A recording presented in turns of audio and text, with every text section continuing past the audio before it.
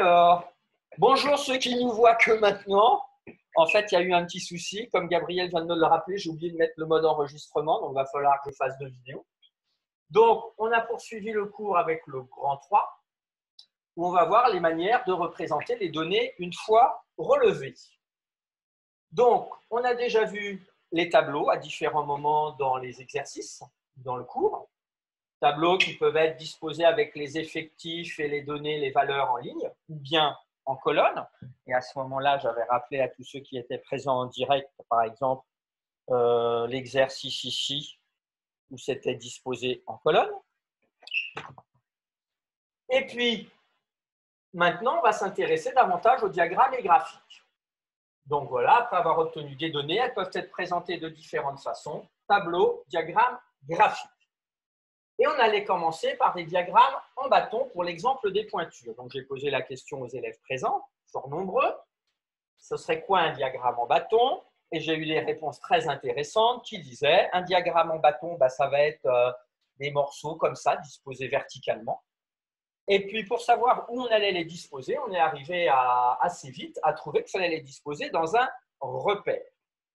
Et à ce moment-là, donc on en arrivait là, je remettais le tableau de l'exemple des pointures et des effectifs, mais si on va travailler sur un exemple. Et la question maintenant, c'est de savoir qu'est-ce qu'on va mettre, qu'est-ce qui va correspondre à l'axe des ordonnées verticales et qu'est-ce qui va correspondre à l'axe des abscisses horizontales. Alors allons-y. Qui a une idée à nous proposer pour l'axe des abscisses?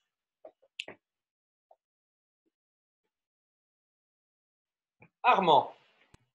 On va mettre l'effectif. Alors, toi, tu penses qu'on va mettre l'effectif. Alors, je vais tout de suite intervenir pour dire non. En fait, quand on fera un diagramme où il y a un repère ou un schéma où il y a un repère, ce sont toujours les effectifs en ordonnée. Toujours. Puisque ton bâton, il va avoir différentes tailles. Et elle va dépendre de quoi, la taille du bâton, Armand? Du nombre d'effectifs, enfin de Eh bien oui, l'effectif. de l'effectif. Donc, plus ce sera haut, plus l'effectif est grand. Donc, ça veut dire que l'effectif, il va forcément être vertical.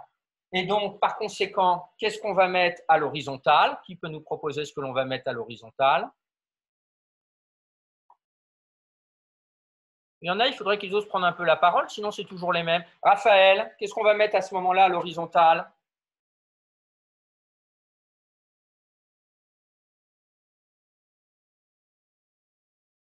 Fiona, que va-t-on mettre alors à l'horizontale?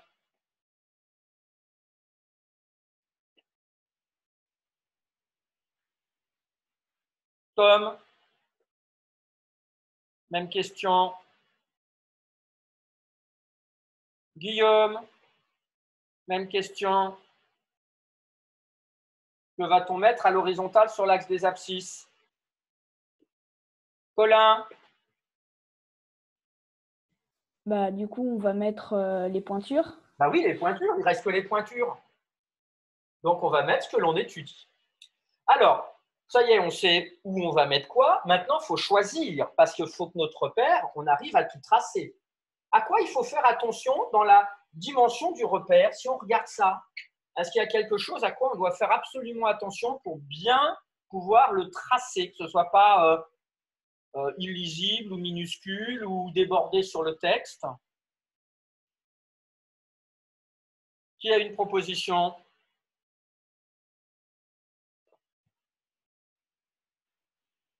Est-ce qu'on va avoir un problème pour placer 37, 38, 39, 40 sur l'axe des abscisses? Non, on ne va pas avoir de problème. Ah, dommage, Gabriel, j'ai répondu avant. Mais pour les points, pour les effectifs, là, il faut faire attention. Parce que si l'effectif, par exemple, on avait 40 quelque part dans les effectifs, il va falloir faire attention à l'échelle choisie en abscisse. Alors, qu'est-ce qu'on pourrait prendre comme échelle en abscisse, en ordonnée, pardon? J'ai dit en abscisse, j'ai fait une bêtise. Quand on a ces effectifs-là, quelle unité de mesure on va prendre pour l'axe des ordonnées? Qui peut nous proposer une unité simple à faire?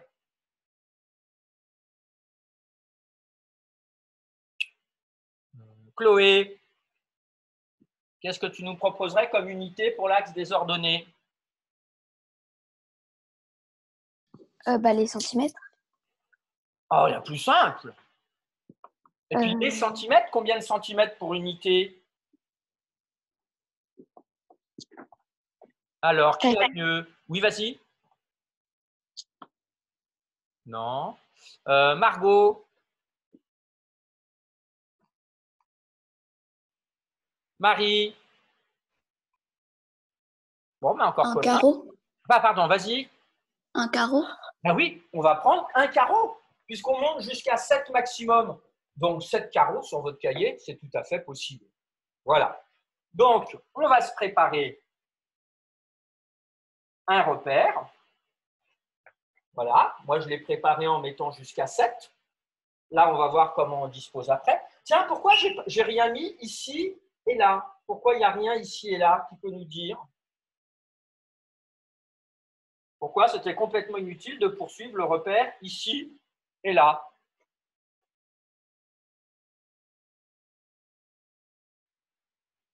Robin? Parce que on a juste besoin de ce bout-là, parce que si jamais on prend les autres bouts, ça sert à rien de prendre. Ah oui, mais tu dis ça sert à rien, je veux bien, mais la raison, elle n'est pas précise là. Marie? Gabriel Tian? Parce que sinon, c'est négatif. Oui, et alors? On n'a pas de données négatives. Eh bien oui, on n'a pas de pointure négative et l'effectif, il ne peut pas être négatif. Voilà. Bien, je vous laisse préparer, vous ne recopiez pas le tableau, hein, ici bien sûr. Je vous laisse préparer votre repère, ce morceau de repère.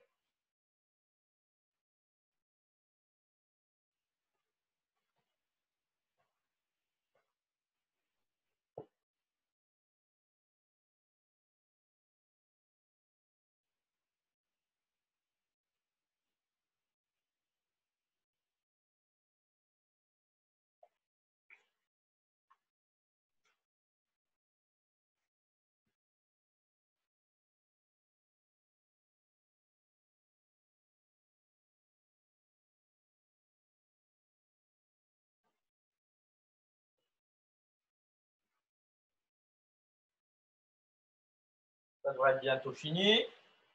Il faut deux coups de règle, 2 pointes de flèche, et 0, 1, 2, 3, 4, 5, 6, 7. Bon, alors tout de suite, on va mettre l'intitulé de l'axe des ordonnées, effectif.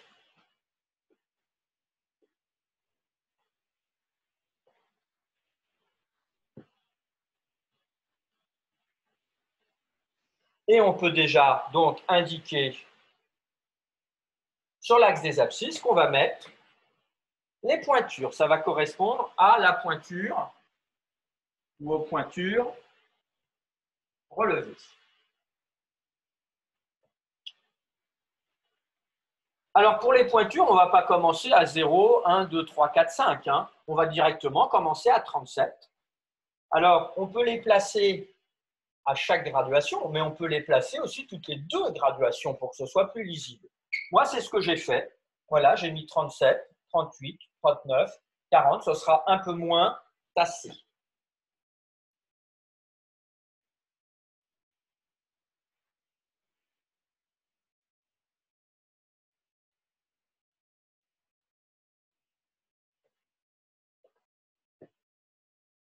Alors après, comment va-t-on faire? Qui peut nous expliquer la première chose qu'on va devoir faire ensuite?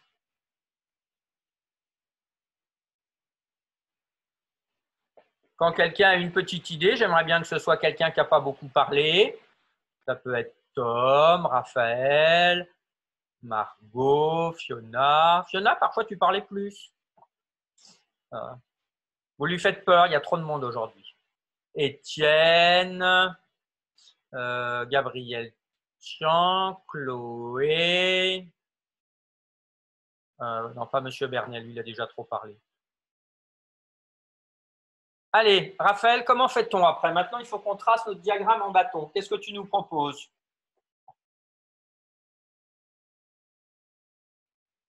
Tu es là, Raphaël, ou tu es juste présent Non, monsieur, c'est bon, je suis là. D'accord, très bien.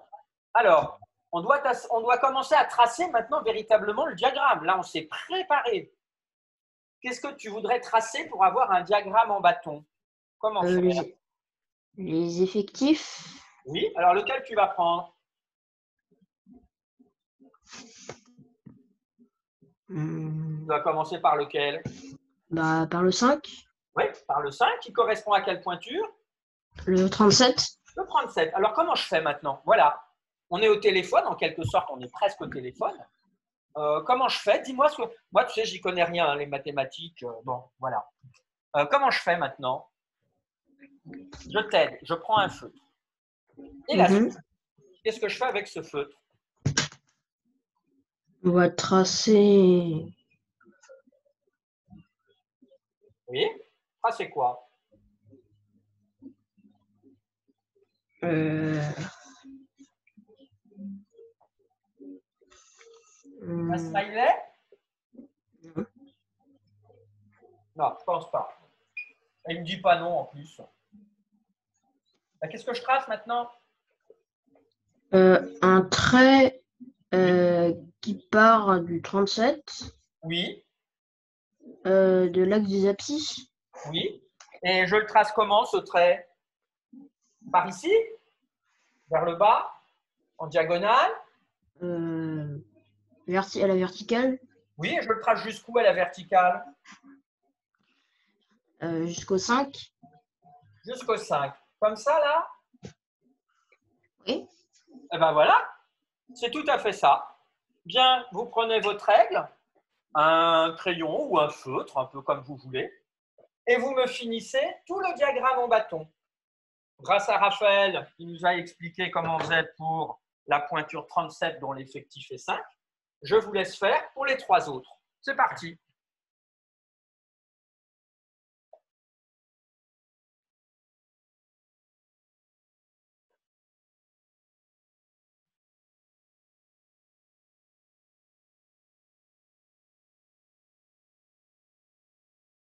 Ça ne devrait pas être très très long.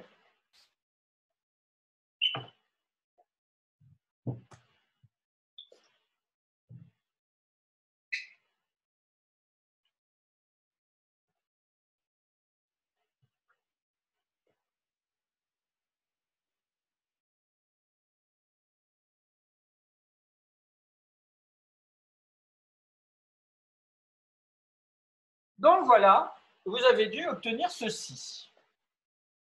Est-ce qu'il y a une question ou besoin que je complète par une information ou une remarque ou est-ce que quelqu'un veut intervenir? Robin, tu veux dire quelque chose?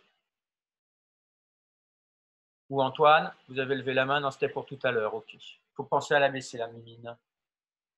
Antoine, il faut que tu baisses ta main. Bien. Donc ça, c'est le diagramme en bâton. C'est presque du bon sens. Hein, le mot bâton, quand on a un bâton ou une canne, hop, c'est à la verticale. On va passer à la suite. Vous sautez une ligne. Si vous êtes en bas de page de droite, là, il faut tourner la page. Hein, puisqu'il faut qu'il y ait de la place pour mettre en dessous le travail. Donc, le diagramme circulaire. Est-ce que quelqu'un peut nous dire un peu c'est quoi un diagramme circulaire? Quand on lui parle d'un diagramme circulaire, qu'est-ce que ça lui évoque? Armand? C'est un cercle découpé en plusieurs parts. Oui. Robin, est-ce qu'il y a quelque chose que tu veux rajouter ou dire différemment? Je me souviens que c'est en cercle, oui, et il y a des petits triangles qui sont coupés à l'intérieur et en fonction des votes, si jamais c'est des votes, par exemple, si jamais il y a 50% des votes pour quelqu'un, il y aura la moitié du camembert qui sera colorié. D'accord, donc c'est un cercle avec des triangles qui sont un peu d'épars, la notion de camembert. Est-ce que quelqu'un va encore rajouter une information? Robin? Donc, il nous a dit si jamais il y a la moitié ou 50%, ça fera la moitié. Il y a un mot que j'aurais bien aimé entendre dans les notions de mathématiques. On va utiliser une notion qu'on a déjà vue, revue. pour arriver à le tracer, ces fameuses parts de camembert? Gabriel, tiens. C'est des fractions? Ah, ce n'est pas forcément des fractions. Non, ça peut, mais ce n'est pas obligatoire. Kathleen? Des proportions? Oui, ça va être proportionnel. Si. Alors, c'est plus qu'un cercle, hein, c'est même un disque. Là, nos parts de camembert, elles vont être proportionnelles. Plus l'effectif va être grand, plus la part de camembert, elle sera grande. Et la part de camembert, elle va dépendre de quoi? Qu'est-ce qui fait qu'elle est plus ou moins grande à part l'effectif? On va utiliser quelque chose. Robin? Bah oui, les votes. Oui, mais ce n'est pas forcément des votes. Hein. Non, mais le nombre de personnes. ou Pourquoi cette part ici que je hachure, elle est plus grande que cette part où j'ai mis des petits plus, plus, plus? Qu'est-ce qui va les différencier quand on va devoir les construire? Oui, c'est peut-être ça qu'il faut que je dise. Quand on va les représenter, ces deux parts, alors on sait que l'effectif ici, il sera plus grand que là. Mais pour tracer, on va devoir faire attention à quoi pour tracer correctement? Gabriel Lanchon? Au pourcentage que ça représente. Oui, au nombre, aux fractions. Ok, Au mais nombre de votes. j'ai pas entendu. Au nombre de votes qu'elle a reçus. Oui. Bon, ben on va voir tout à l'heure. Quand on va le construire, je pense que ça va vous revenir. Alors, diagramme circulaire, allons-y. On va travailler avec cet exemple. Voilà, on a fait une enquête, on proposait à un certain nombre de personnes 5 instruments possibles en lui disant quel instrument vous préférez. Voilà. Je vous laisse recopier tranquillement ce tableau.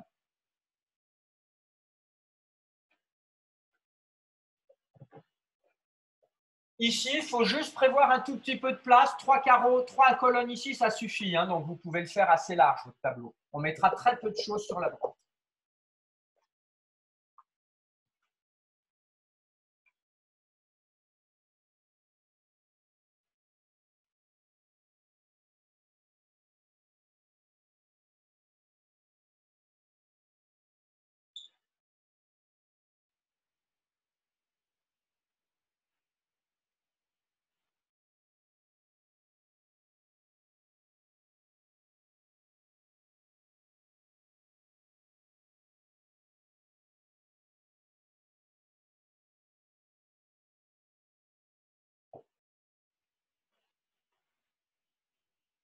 Ah ben, ce n'est pas quel instrument vous aimeriez, c'est quel instrument vous jouez.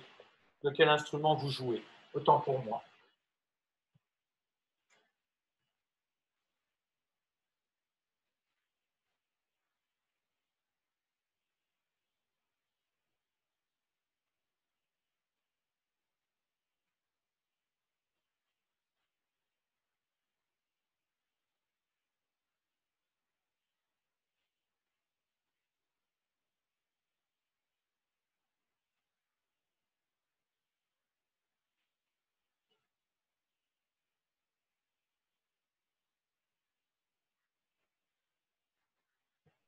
Soignez bien votre tableau, hein, à la règle. Hein. Un tableau, il vaut mieux le faire toujours un peu trop grand qu'un peu trop petit. C'est plus lisible.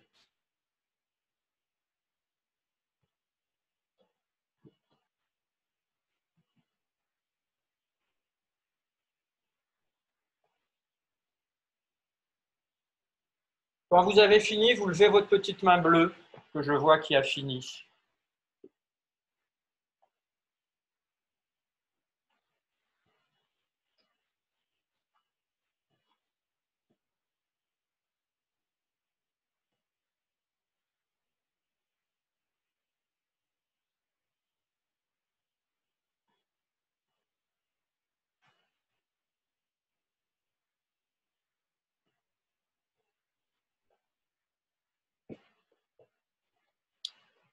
Alors, pour l'instant, il y en a 3 qui ont fini. Ça ne fait pas beaucoup.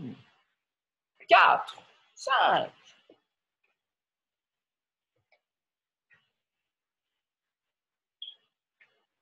Allez, encore une minute.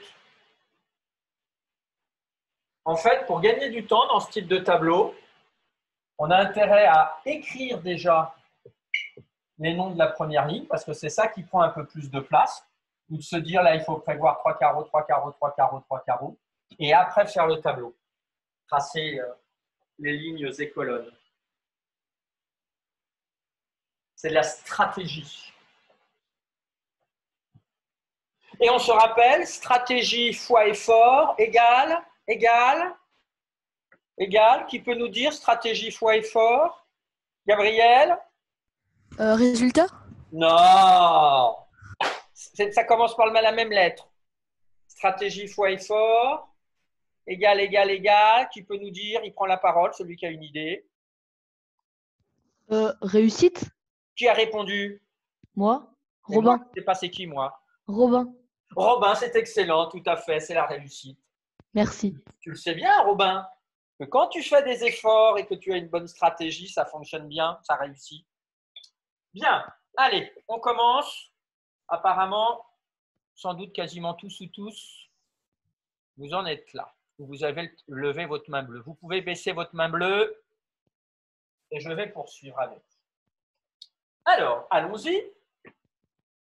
On en est là. Nous, je vous rappelle, on doit tracer dans un disque nos parts de camembert. Alors, on en est là. Comment faire? Comment procéder? J'écoute une proposition. Attention, il y en a soit qui ont levé la main, soit qui ont laissé la main levée. Alors, Fiona, qu'est-ce que tu nous proposerais?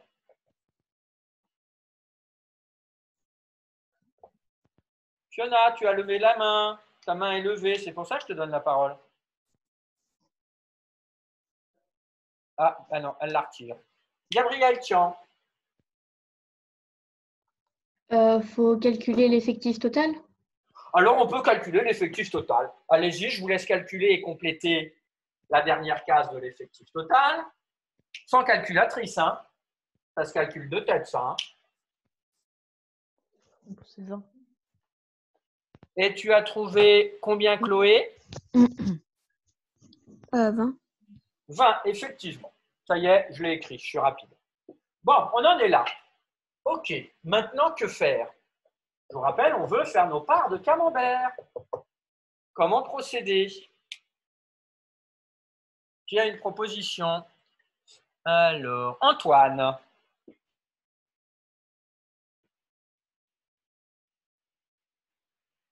Antoine, ta main est levée. Bon, elle a disparu, sa main. Ah, il y a quelqu'un. Non, c'est un peu les mêmes. Ah, c'est encore les mêmes. Alors, Colin. On peut tout mettre en pourcentage. En pourcentage? Mais qu'est-ce que ça va faire quand on aura les pourcentages? Comment on va faire ici pour tracer avec les pourcentages? Je sais pas. Moi non plus, je ne sais pas. Alors, on peut, mais ça ne va pas nous avancer. Alors, Gabriel Lanchon. Là, on fait la fréquence en pourcent? Parce qu'il vient de nous dire qu'on faisait des Ah, pardon. pourcentages, on n'est pas plus avancé. Comment tu feras quand tu auras la fréquence en pourcentage pour tracer ici? Ben, on saura combien c'est par rapport à tout le cercle. Bah, si tu as 13%, par exemple, si ici on trouve 13%, comment tu fais ici pour le tracer? Donc, tu as ta part de camembert. Je sais pas. Moi non plus. Alors, Kathleen. Moi, je pense qu'on fait 20 parts de camembert et ensuite, on colorie en fonction des instruments. Donc, Ah par oui, non, exemple, mais je veux bien qu'on colorie. Mais on colorie comment? Comment tu les fais? Notre problème, c'est comment on fait les parts de camembert. Voilà. on fait Par exemple, pour le piano, est-ce que ça va être ceci? Ou bien est-ce que ça va être cela? Oui, Ou bien est-ce que ça va être comme ça? Elle est là, notre question. oui, on fait Plus 20 fort, parts plus fort. on fait 20 parts de camembert, enfin 20 parts dans le cercle. Et ensuite, par exemple, pour le piano, on colorie 8 parts. Ah, ça y est, j'ai compris. Donc, tu dirais, comme il y a un total de 20, je vais reformuler, tu me diras si c'est ce que tu voulais dire. Comme il y a un total de 20, un peu comme les ratios, on va se dire ici, je vais partager en 20 parties égales. Tu n'as oublié de dire qu'il fallait qu'elles soient égales, les 20 parties. Et là, comme il y en a 8, on en coloriera 20 pour le piano. Comme ici, il y en a 5, on en coloriera 5 pour le guitare, etc. C'est ce que tu voulais dire? Oui. Oui. Alors, c'est une méthode possible. Mais j'ai envie de te dire après comment ici tu vas partager en 20 parfaitement égales. Et puis si ici c'était 23 ou 37 ou 53, comment ici tu vas faire parfaitement 53 parts égales? Ça risque d'être difficile. Alors il y a une méthode plus intéressante. Gabriel Lanchon. Alors lui, il lève la main bleue et la main jaune pour être sûr d'avoir la parole. Je me suis fait Bah, piéger. on calcule l'air du cercle pour voir combien c'est. Mais comment à quoi ça va te servir d'avoir l'air si ça fait 52 cm²? Bah, on pourra diviser en 20, enfin, en 20 parties. Ben oui, mais comment tu vas les diviser en 20 parties ici? Bah, je sais pas. Non, c'est pas la bonne méthode. Alors, je regarde Anatole.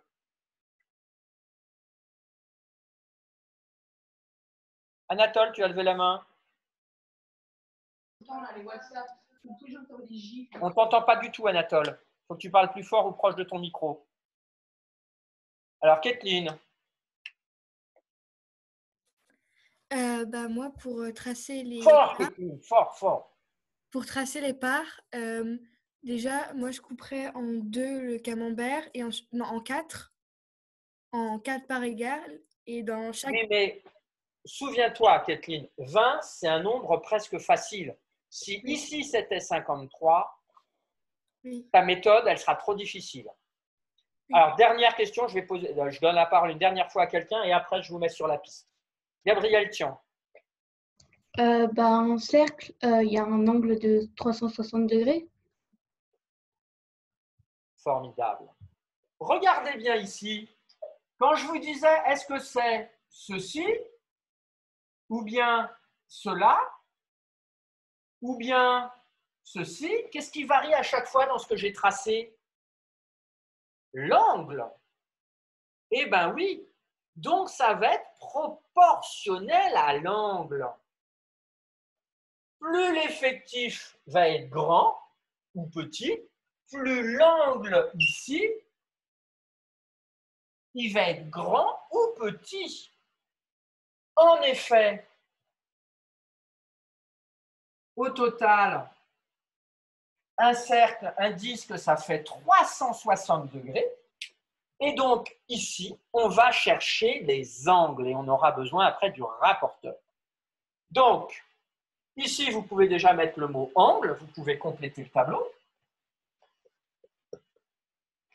Et on sait que l'ensemble des angles doit être de 360 degrés. Ah, je suis content, vous voyez que vous avez des idées intéressantes. Comme on dit, l'union fait la force.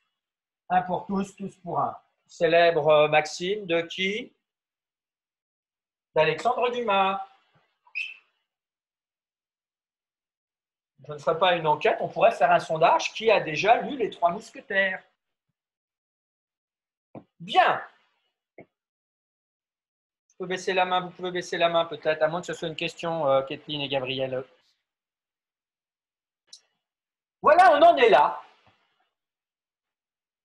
Qu'est-ce que je dois trouver maintenant? Qu'est-ce que je dois chercher? Comment je dois procéder? Qui peut nous mettre sur la piste suivante? Le plus difficile est fait. Qu'est-ce qu'il faut que je trouve? Maintenant, il faut que je trouve ça. Enfin, pour pouvoir trouver ici, j'ai besoin de quoi? Alors, Tom Bonneton, est-ce que on en est là? Qu'est-ce qu'il faudrait qu'on trouve pour pouvoir compléter ces cases? On l'a déjà fait cette année. Margot, avec ça, qu'est-ce qui nous manque dans ce tableau pour pouvoir trouver ces 5 valeurs, ces 5 angles? Fiona, Marie, Guillaume, faut oser, hein, faut oser. Étienne,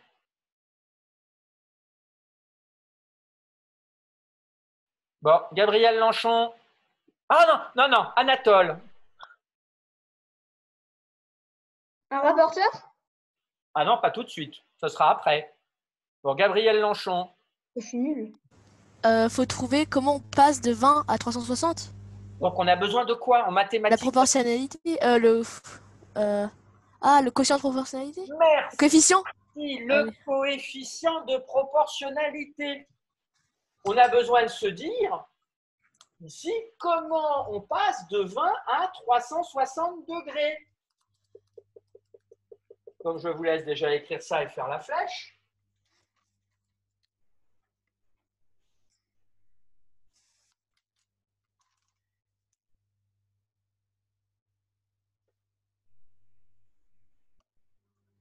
Écrire le début de la phrase.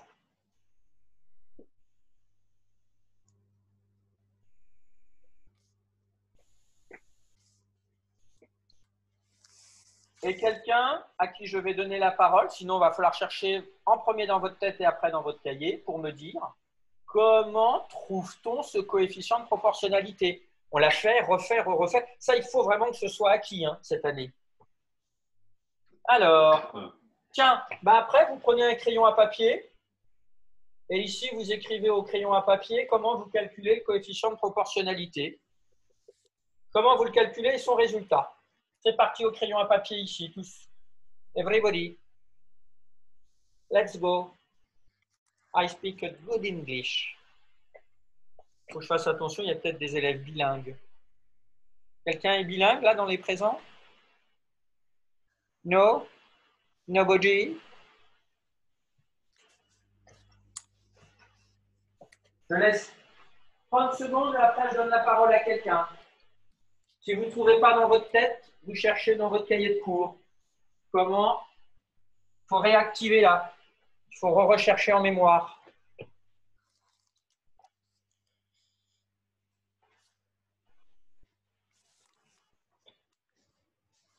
Alors, maintenant, je vais donner la parole à quelqu'un. Alors, Tom, comment fait-on pour calculer le coefficient de proportionnalité ici? Il me faut une idée, Tom, obligatoirement. Tom, tu es présent ou il y a juste ton nom qui est sur l'écran et tu es parti faire des courses? Ah. Tom, si tu ne réagis pas, ça veut dire que tu n'es pas parmi nous.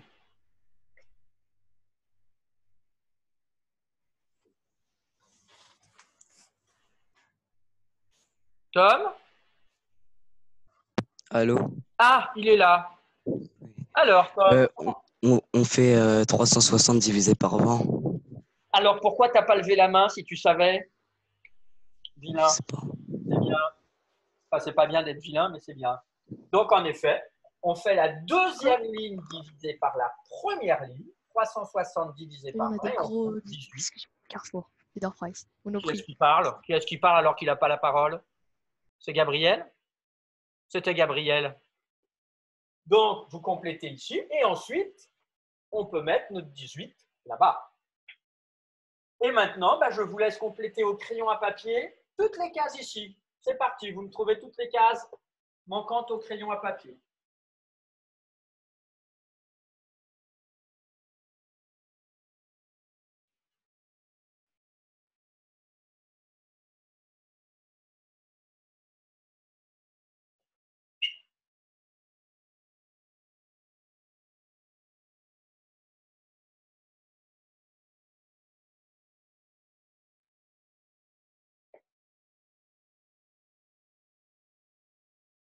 Alors là, vous avez le droit à la calculatrice, même si, ouais, non, ça se fait sans calculatrice. Interdiction de prendre la calculatrice. Si j'en vois un qui prend la calculatrice, je fais les gros yeux. Les gros yeux comme ça, voilà. Pas de calculatrice. Encore 10 secondes.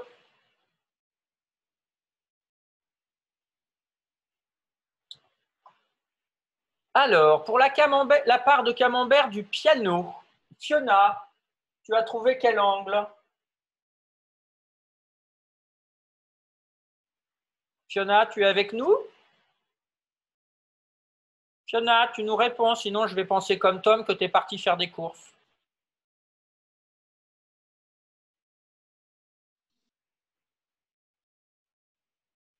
Ah, bah Fiona, elle n'est peut-être pas là, effectivement.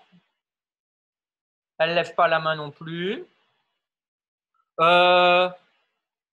Antoine, tes petites blagounettes là dans les conversations, tu veux que je te vire des... Ah ben, il y a qui d'autre qui fait des bêtises? Et Guillaume Marquet, vous voulez que je vous vire aussi tous les deux? C'est possible, hein? Bon, Fiona, elle est plus parmi nous. Si. Ah, eh ben dis donc, tu as appliqué rapidement. Alors, tu as trouvé combien pour la part de camembert du piano? 144 degrés. D'accord. Je suis un peu étonné du temps que tu as mis pour venir. Ensuite, Margot pour la guitare. Pour la guitare, j'ai trouvé 90 degrés. Formidable. Ensuite, pour la flûte, Guillaume.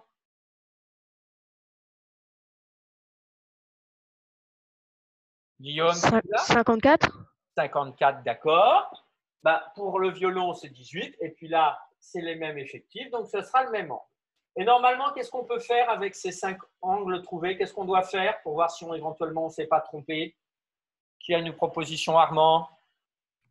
Tout additionner pour voir si c'est égal à 360. Voilà, on fait la somme de ces 5 valeurs trouvées et on voit si c'est égal à 360.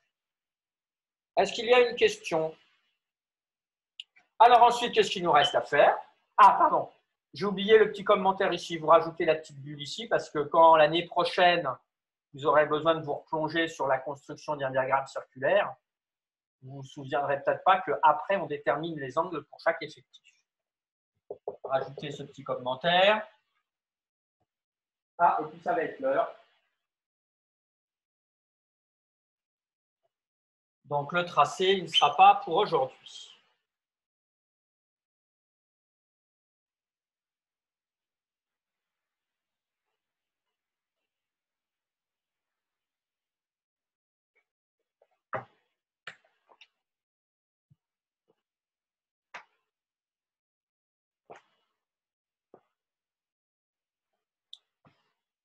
Bien, donc vous avez du tout recopié pour l'instant. Donc il faudra prévoir pour lundi, n'oubliez pas, et ça aussi je l'ai écrit sur le mail que j'ai envoyé à tout le monde hier, son matériel de géométrie, parce qu'on va avoir besoin du compas, on va avoir besoin du rapporteur, on va avoir besoin d'une règle. N'oubliez pas aussi votre calculatrice dans votre trousse de matériel. Voilà, merci à vous d'être venus aujourd'hui. C'est bien. Alors, le travail à faire, je le mettrai en ligne soit dans l'après-midi, soit samedi au plus tard. J'attends de voir s'il y a des annonces du ministre, s'il y a des particularités pour la semaine prochaine ou pas, puisque là, ça va évoluer, je pense, assez vite dans les prochains jours au niveau de nouveautés. Voilà, Watalzou, n'oubliez pas le devoir WIMS, donc qui est un peu prolongé. Quelle autre question? Non, moi. Est-ce qu'il y en a qui ont une question ou une remarque à faire? Ils lèvent la main s'il y a quelque chose.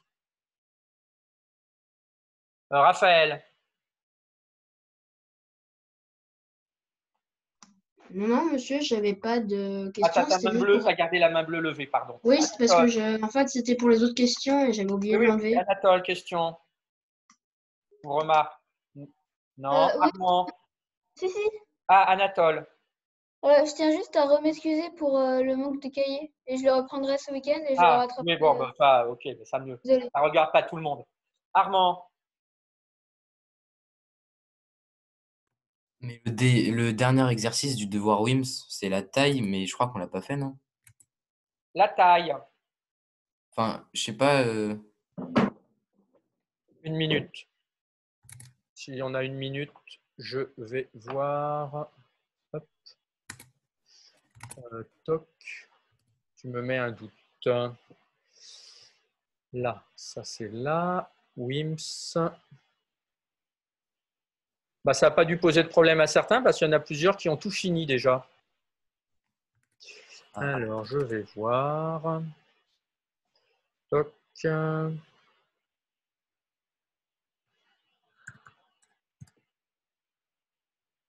Le DM7. Contenu de la feuille. Bah, tu sais faire ça. Si tu réfléchis un peu, il n'y a pas de problème. C'est juste une présentation un petit peu différente. En fait, on regroupe les valeurs. Qu'est-ce que ça veut dire les crochets? Alors attendez, hop, ça, je me ferme ça. Par exemple, pour le dernier exercice, tu m'aurais posé la question, par exemple, que signifie ceci? Là, j'aurais compris ton problème. Mais sinon, tu sais tout faire le reste. Alors, tu nous dis qu'est-ce que ça signifie ceci pour toi, Armand? Bah, ce qui est entre 160 et 165. Et 165. Et sachant que ici, après, dans la colonne d'après, on a 165, 170. Ah, ok. Quelqu'un mesure 165 cm. On le met où? On le met dans la colonne 1 ou dans la colonne 2? Les deux? Non. Observe bien, il y a une différence qui apparaît. Quelle est la différence?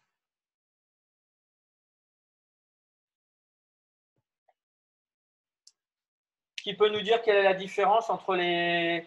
Il y a une particularité. Kathleen?